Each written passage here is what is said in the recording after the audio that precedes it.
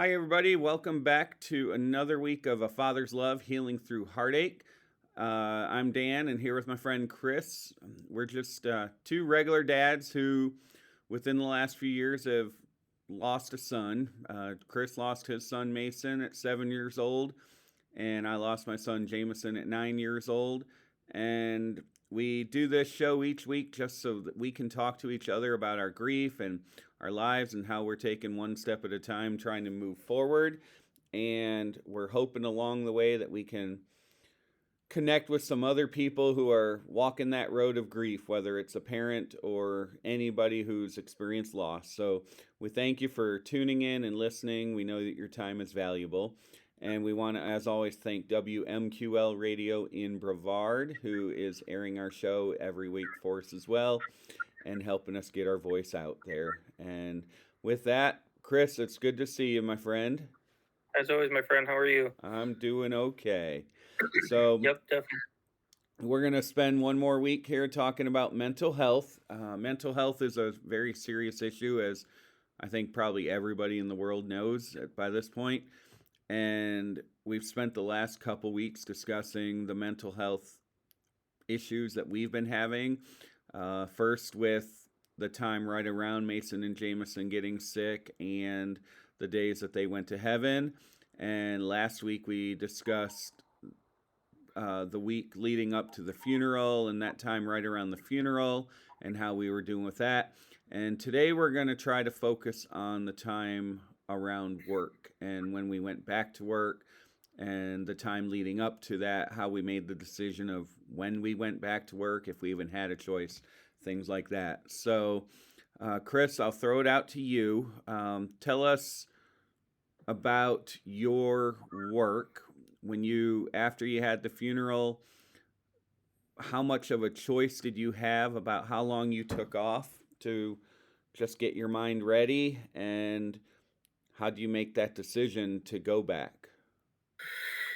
Yeah, thanks, Dan. Yeah, so it's kind of weird. The military has a lot of special like programs and leave situations, emergency leave, stuff like that. And you would think losing a child that would fall into one of those realms, but there really is no bereavement leave. And leave is time off in the military. If people have never heard that term before, military leave. Um, and so because there's no bereavement leave for the loss of a spouse or a child or anything of the sort. You have to take your regular time off that you've earned up over the time. Now, I've usually always tried to keep 30 to 40 days of leave on the books so that way if I needed anything, anything popped up, I'd have plenty of time. We earn 2.5 days per month, and you just keep accruing that over the time. When Mason went to heaven, um, yeah, it was really hard. I ended up, we had Mason buried in New York, and I had to take about almost, I think I burned 24 days off of my 30 days that I had available in New York. And that's obviously to get Mason home to New York, set everything up, have the funeral, and then to be honest, just try to. We didn't want to come back to Idaho. We didn't want to go back to Idaho because that's where everything occurred. That's where everything happened. Walking in our house for the first time after Mason wasn't with us, right? And then we had to leave him in New York because he's buried there. Wow, it was really really difficult, really mentally taxing, and I had to go back to work. Now, granted, I will say that my fire department was amazing. Mountain Home Air Force Base Fire Department really took care of me the entire time. They of course took me off shift. I wasn't riding a fire truck anymore. I was. They put me in charge of like just some special things I needed. First off, give me time to recover, and so they didn't throw any huge projects at me. Just little things to keep me occupied, helping out the department where I could. But they knew I was in no mental state to do work like that. So, really good in that sense. They really took care of me and looked after me. One of the things I know I've talked about before is that when tragedy like that does happen, though, the Air Force will let you move to a new base. It's called like humanitarian orders. and we did apply for that, and it was approved for us to move here to Delaware. Now, Amanda and I thought it was a good idea to move here to Delaware because this is a really close base to Buffalo. It's only about a 7 hour drive, which some people might think that sounds really far, but to us in the military, that was nothing. We've been stationed in Texas, Idaho, Alaska, Florida. To only be 7 hours from home is pretty much nothing for us. So we thought that would be a good move, and we made the move. We applied, and so Mason went to heaven in May, and by August we were moving to Delaware. In hindsight, it was good for us, but it was also bad for us as well. You move to a new place, you don't know anyone, you're starting from scratch, and the fire department here at Dover Air Force Base, they did what they could to take care of me too. Um, but it wasn't the same kind of connection, I would say, as what I had at Mountain Home, because those guys knew me a lot better. I'd already been there for a year and already established those personal connections. Now, they put me on an 8 hour shift, so I just worked normal. I think my schedule was like 7:30 to 4:30 every day. I could leave for whatever mental health appointments I needed to go to, family counseling appointments, stuff like that. But there was really no decision. Like, I had no choice. I have to get back to work. It is what it is. I had no more leave, right? I had burned almost all of my 30 days that I had saved up. I think I had 6 days left. So, it is what it is. I had to get back to work. I tried doing different things to get back in the swing of it. I even pulled a couple shifts at the fire department. It was just extremely difficult. I had to very often close my door, just be alone. I'd stare at a picture of Mason, have a cry, get it out, and then hang the picture back up on the wall and get back to whatever work I could do. Now, I will say, as the time went on, I was able to concentrate more and more, but it was still extremely difficult. And I want to say I had been at Dover for about a year, and your humanitarian orders only last for a year. And when those humanitarian orders were up, I was told I was going to be put on a deployment to the Middle East. Of course, I was not having that. I was very mad, and I threw a fit. Of course, I have to do if I had to do it, I would have to do it. I have no choice. But I talked to my mental health provider. I was able to get out of that deployment, not only because of my mental health, but also I had the opportunity to move to a different job at a different location on base, where I moved to the inspector general office, and that's where they do inspections on the base and stuff like that. And because I had just gotten promoted, I was able to take that promotion to a different job, and that job has been amazing. That team has been amazing. I finally feel now, coming up on my 2 year mark, where I can get through most of my day without thinking about Mason the whole time when I'm at work. I can get productive work done. I feel like I'm a productive member of the team. I feel like I help my team out. And that's important to me. Someone like me who really enjoys going to work and enjoys being part of a team, when you can't produce for the team and you feel like you're actually bringing the team down, which is how I really felt at the fire department here in Delaware. I really felt like I was dragging them down more than helping them, right? They had to accommodate my appointments. They were trying to help me, but they needed work done for me as well. And I would not be shocked if, in fact, I know for a fact my productivity was not as high as it used to be in my past. But to be honest, I just didn't have the mental capacity to do it. I couldn't concentrate. It was a constant brain fog. It felt like 24/7. Um, and moving to Delaware, right? Because we moved, got to meet new people, new house, new school for the kids, new everything. And it just brought more mental strain on top of trying to deal with the loss. So, if you haven't heard Dennis's episode, but he talked about it too, because he was in the military, you think the move is actually going to be good, but when you do the move, it takes you away from your entire support system, right? And that's exactly what happened. We moved away from Idaho, and yes, I don't think I could have stayed in Idaho, but I think I could have stayed in Idaho a little bit longer, um, to prevent that mental anguish that it ended up bringing when we moved here to Delaware. Don't get me wrong, I've liked living in Delaware. It's definitely provided some opportunities for me by moving to this new job, and giving me this opportunity now to go to Germany with my orders. Also, we've been able to go to Buffalo a lot to visit Mason. And if I was in Idaho, there's no way I would have had that opportunity. So there were positives to moving here to Delaware, but there might have been some positives too to staying where we were in Idaho, having our support system, Amanda having friends, the boys having their friends. So there were definitely some downsides to moving as well. You do the best you can with the information you have at the time. Amanda and I thought that that was the best move, and that's why we did it. I don't regret it, but sometimes I wonder how things would have went if we would have stayed there in Idaho. So that's kind of how it worked for me, Dan. I feel like as the time went on, I got to a point where I can concentrate, like I said, a lot better. I can get through a whole day of work now. I always have a ring on, and that's Mason's fingerprint. And I look at it throughout the day as I'm typing and whatnot. So I know he's there with me and I think about him, but not to the point where I can't think about work. I get a lot more done now, and I feel better. It makes me feel better as an airman as well. So Good.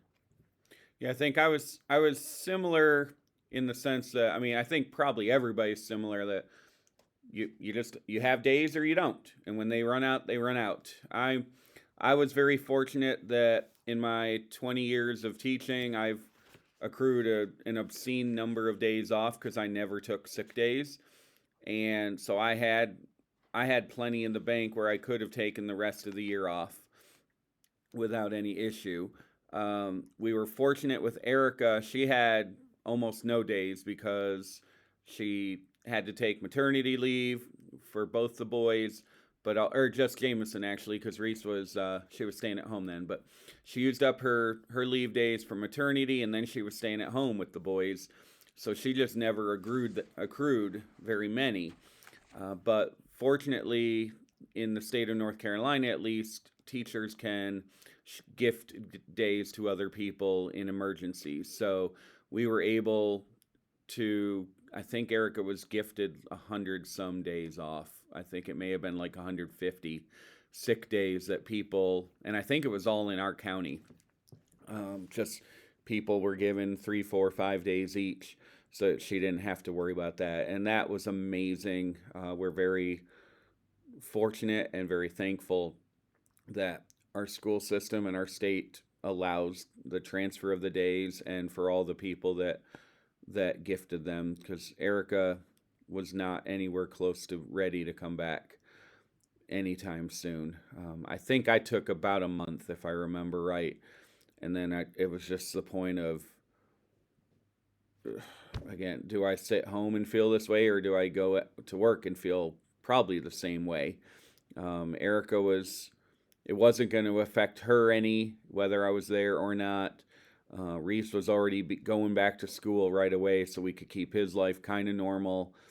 So it didn't really affect anything. So I decided that I went back again. I think after about a month, and but it was hard because I think in the teaching world, I think probably similar to your world, where in the fire department world, where if you have a bad day and make a mistake, there's serious consequences when you're doing fire work. And in teaching, if I have a bad day and say the wrong thing, I can really mentally damage a child for a long time. So that was always hard, of how do I still proceed with my grief and trying to heal, but still do my job teaching 20 young minds and not oversharing my grief or affecting them negatively and all that. So that was a challenge for me. But very similar to you, I had no focus. I had no energy to do anything.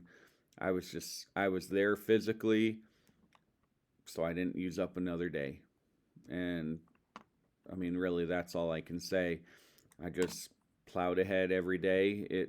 And then I went home and I cried all day, every day. Still, there were numerous things in my class that triggered me. There were books that we read out loud that had little moments, just everything. And then one of the hardest things for me is I had a student that year named Jameson. So every single day, in walks this kid named Jameson, and that was a challenge, just to see somebody with that. Um, but it is like Chris said, it is what it is. We had to go. So, Yeah, I'm interested, Dan, to know that did it help not help you, but I'm sure it was extremely difficult too because you were around kids every day. Um, but at the same sense, you don't want to damage those kids, like you said, mentally, right? So you had to force yourself to be nice to them and not lash out at them and stuff like that. I'm sure you had to physically think about that to make sure you didn't do it. How mentally taxing was that on you to keep your composure during that difficult 2, 3, 4 months after the initial Jameson going to heaven? yeah, it was hard because it is teaching. Teaching is exhausting. On the best day, you're pouring your heart and soul into 20 young minds and trying to just help them through all the struggles that they have in life. And it alone was exhausting. And then you add on to that the fact that I came to school with absolutely no motivation, no energy, no mental strength, no anything other than, again, just physical presence. It was, and I was an awful teacher, absolutely awful for the rest of the year. Because how can I? There's so many times I remember just standing up there writing on the board, teaching whatever, and I'm like, I either don't know what I just said, so I don't know what to say next, or it hit me, oh, I just told them completely wrong how to add or whatever it was. Um, just everything about it was hard to, because I just didn't have a focus. Yeah, So, and I wonder too if that throws more like anxiety and guilt on you. I'm sure like you obviously have a love of teaching and helping kids, and now you probably, on top of all your grief, you feel like you're letting them down. Just like I mm-hmm, was saying how I felt like I was letting my team down, you probably at a point felt like you were letting your kids down, teaching them. And I'm sure you still did it as best you could and that they were ready for the next grade, no problem. But at the same sense, there's probably that little, like me, there's always that little part in your mind thinking like, did I do everything I could? mm-hmm. I know I tried to, but at the same sense, did I mess anybody up? Or like for me, did I mess this program up? Did I mess this up? Or did you have a lot of those feelings? Yeah, and I mean, teaching's one of those things you have to really work hard to mess a kid up for permanently, and you have to work really hard to make it so a kid goes to the next grade and really really struggles to the point where they it's almost impossible for them to catch up. And I feel like I had done a pretty decent job up until that point where Jameson went to heaven, where I felt like they were prepared when they went to middle school, and there were going to be gaps, but nothing so major that they couldn't catch up. Um, I I don't think I said anything too outrageous to any of the kids, even in my worst moments. I hope I didn't. I because I was very careful, and there were a lot of times. And I told the kids my first day back, there's going to be times that I just break down crying. Just if that happens, please just grab a book and read for 5 minutes, 10 minutes, whatever. There's going to be times that I run out of the room because I have to get out of the room. Just please help me with that. And the overwhelming majority of kids were amazing and understood it, and they helped keep each other in check so that I didn't have to worry about it. Um, the best thing, which the next thing I kind of want to lead into, is what your colleagues may have done, which you've kind of shared a little bit, Chris. But I had, luckily, I had an adjoining door to one class and vents to another one that I had two teachers that while I was out, they stepped in and took care of everything from minute one. They they took my plans, they talked to the sub, they asked the kids what I had been working on, and they did everything so that I didn't have to worry 1 ounce about school and planning and grading, whatever. And when I went back, they knew that I was still a mess. And I mean, I was in their rooms, it feels like 50 to 100 times every day saying, I know we've talked about this, but I don't know where that email is or where that paper is or whatever. Can you send it to me again? And not once did they sigh, moan, say no, anything. They just like, sure. My memory was one of the biggest things when I went back that I struggled with because I couldn't remember anything. Nothing mattered. And it doesn't matter how many times you've said it in a meeting before, I forgot it. And so I'm very thankful for these two colleagues that literally just grabbed my hand and handed me everything. So that was huge. And then they also offered if I had any issues with the kids or if I was having a moment where I needed to go out, I just needed to go open that door and make sure that the other teacher saw me. And she's like, she nodded and I went. And I came back and she was standing in the middle of both classrooms doing her thing. And I was able to go take a little break and get myself somewhat back together. And then also my principal, I'm very thankful that she had arranged that anytime I needed a moment, I just needed to call the office and she would find somebody to be in my room. And I did that a few times, and every time within 30 seconds, somebody was down in my room so I could go take a walk or get outside or do whatever I needed to do for 5 minutes, 10 minutes. And things like that were very helpful. So I'm curious. You mentioned a few things already, Chris. What can you pinpoint about your guys at the station, guys and gals at the station, that they did to set up some routines and procedures to help you succeed, if that's the right word? Yeah, I mean, to be honest, in Idaho, it went really well, and that was right.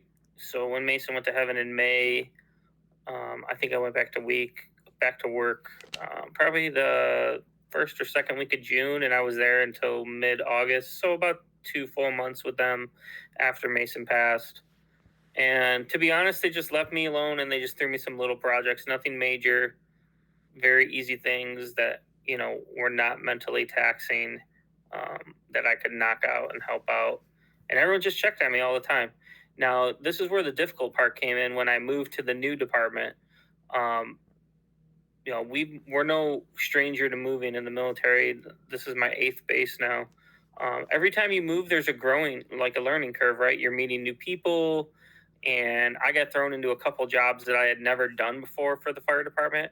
The first one was the fire prevention office, fire as a fire inspector, and then the next one, 6 months later, I got thrown into the training office, um, and I of course appreciated that too because that gives me the opportunity to take care of what I need to take care of. So that's how they helped me out. Like they made sure that I was able to go to appointments if I needed to, go do what I need to do.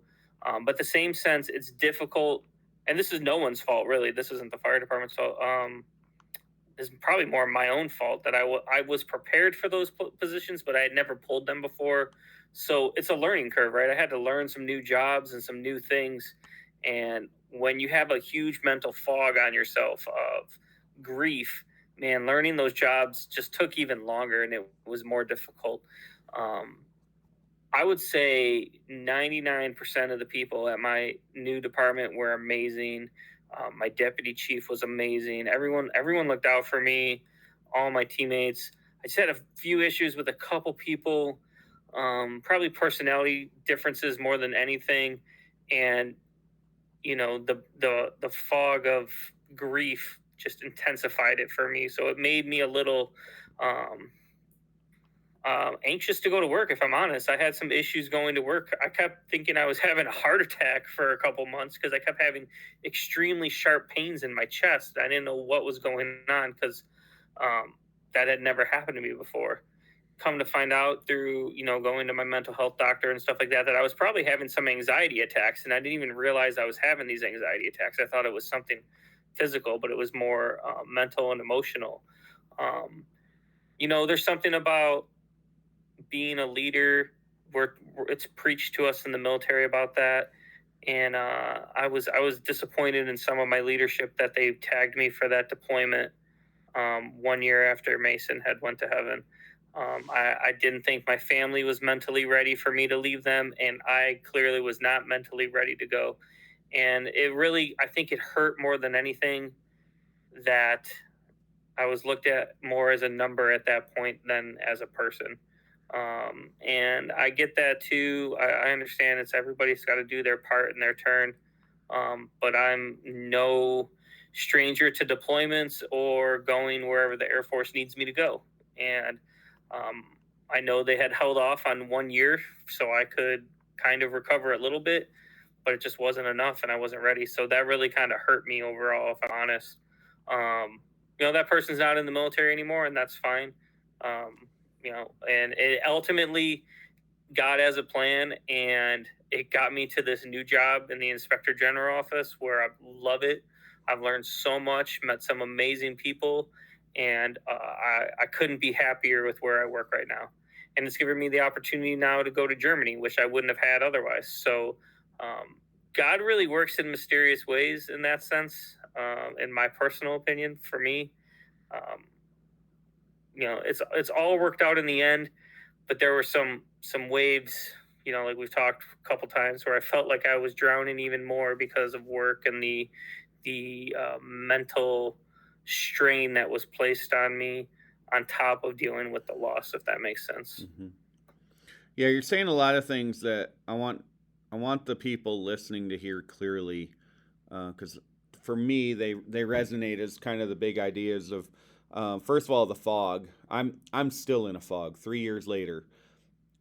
It's obviously not as thick of a fog, but I still go to work every day and I still forget things. I still mess things up. I still have a lot of moments of just I just feel like I'm there, not doing anything right. And that's normal for everybody's listening. We see posts from dads all the time about going back to work and how they feel like they're not succeeding. Just you're normal, man. I don't know anybody that's suffered a loss that's been able to go back just with a clear mind because it's still grief. Um, you made a comment a few minutes ago. I think it's important to remember too that we do what we think is best at that moment, and you talked about it with your decision to go to Delaware versus stay in Idaho, and some regrets, but how it's working out in some ways too. And I think that's a key thing to remember for everybody too, that we have to decide what's best for me at that moment. And there's obviously some things like physical harm and things that are wrong, but in general, most things, if it's going to get you through that next step without hurting you or hurting anybody else, then I mean, it's not a bad choice because it helps us get through that moment. And you talked about leadership too, and I know that's something I have struggled with because in my when Jameson passed, I guess that was my 19th year teaching, and I had always stepped up and tried to be a leader in the school and be as active as I could in the community to help make a positive difference beyond my classroom.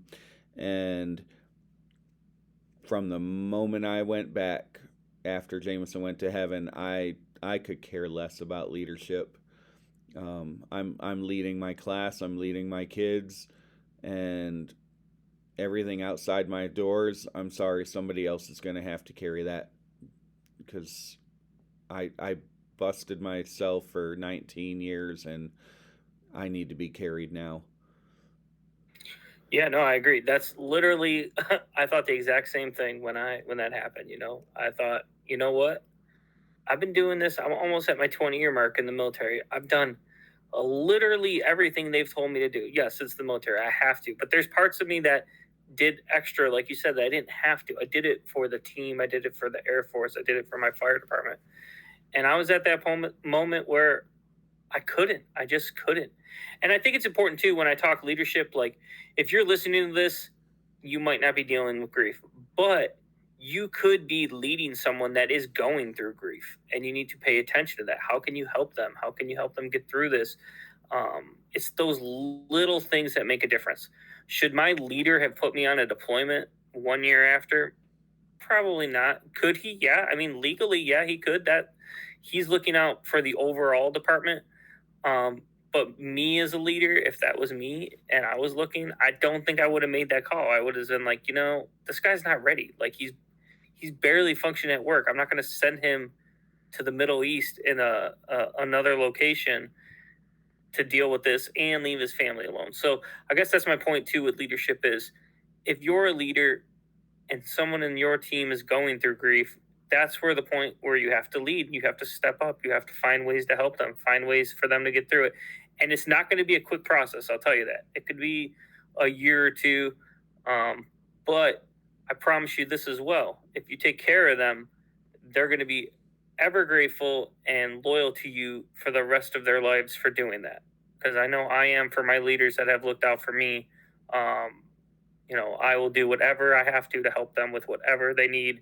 I'll put as many hours in as I need to help them, because I know when I was at my lowest, they were there to hold me up. So pay attention to that if you're a leader for a team. Exactly, and I have the utmost respect for my principal at that time because she did.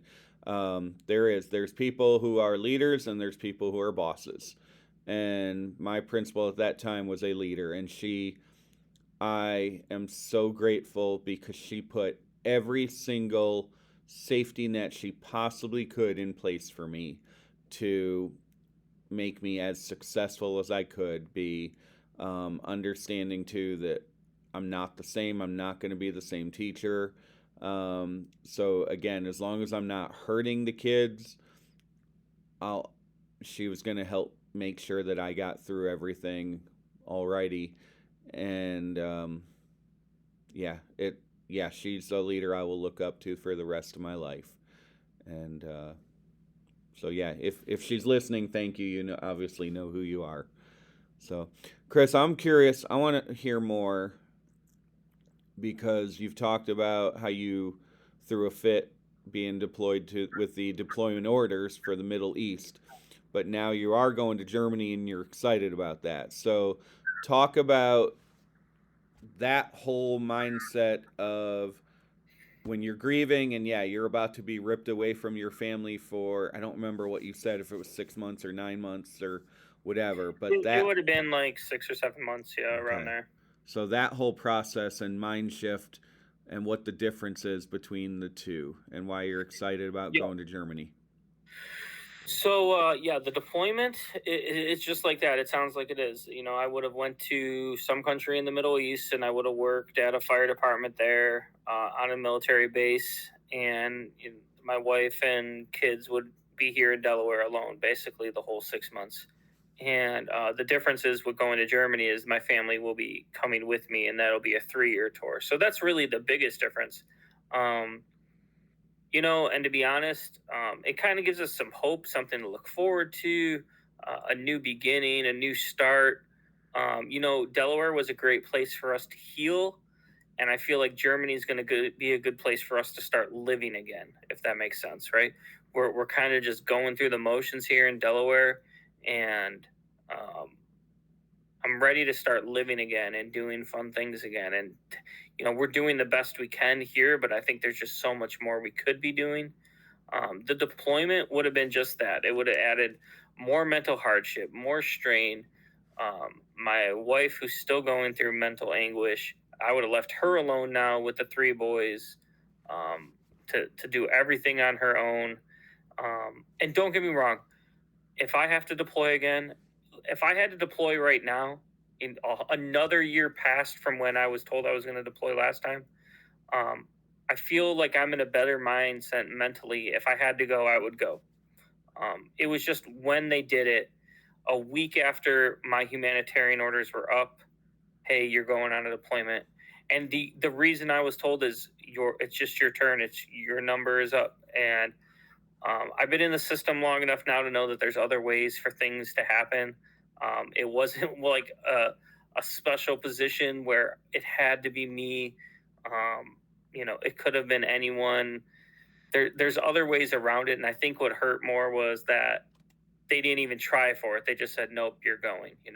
And that's where it really kind of like, if they would have tried to fight for me to not go and then it just didn't work out that way, at least I could have lived with that a little bit because I would have felt like my team put up a fight.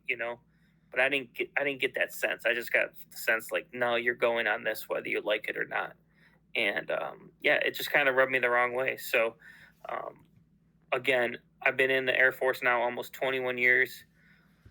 Of my 21 years, I bet 4 straight years have been me either gone on deployments or temporary duties to other states or other countries to do stuff. Um, Plus, I was a shift worker, right, for probably 17 of my 21 years. So that means I was working shift at the fire station for 2 days straight where I couldn't see my family.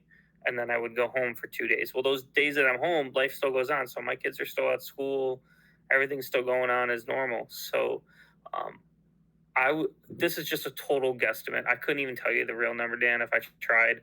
But let's say of my 21 years, 4 years I was either TDY, and that's a temporary duty, or I was on a deployment. And then of those 17 other years, I don't know, I would bet you could probably throw another 6 years in there, maybe, of me not being with my family because I was on shift. I've missed countless birthdays, I've missed countless Christmases, holidays, where I was on shift. And, I was like, I'm done with this. This is ridiculous. So it was kind of like a tipping point in that sense. So, but Germany, I feel, is going to be a great refresh or restart. Kids going to school again, not doing the virtual school, stuff like that. I'm hoping everything goes through, and we'll have that opportunity. I'm still hoping you get deployed down to Brevard, but Yeah, well, you know what? You guys have crazy enough weather. Maybe that'll happen. maybe, who knows? So, well, so yeah, I want to highlight again to everybody listening. For me, being 3 years in, for all the people listening who are fresher in the road, the fog is normal, lack of clarity is normal, lack of memory is normal, lack of desire to do anything is normal. Crying at work is normal. Every everything's normal. So don't fret about that. The important thing, I love the statement Chris just made. How do I get living again? And that's something I don't have the answer to that yet. I haven't gotten there yet, but still searching for it. But what you're going through is normal. We're suffering the loss of somebody very, very important to us. And again, as we've said many times, there's no timetable from returning from the pain. But to everybody who's in our lives listening, if you're our leaders, our colleagues, our friends, we need that support. We need you, our leaders. We need you to be leaders and not bosses. We need our colleagues to help. Again, just anything you can take off our plate while we're working through what we're going through is immensely helpful and greatly appreciated. Yep, I agree 100%. The fog is definitely normal. Just keep pushing one thing at a time, right? Like Dan said a couple episodes past, or maybe last episode, maybe the one thing you do is you get up and you take a shower.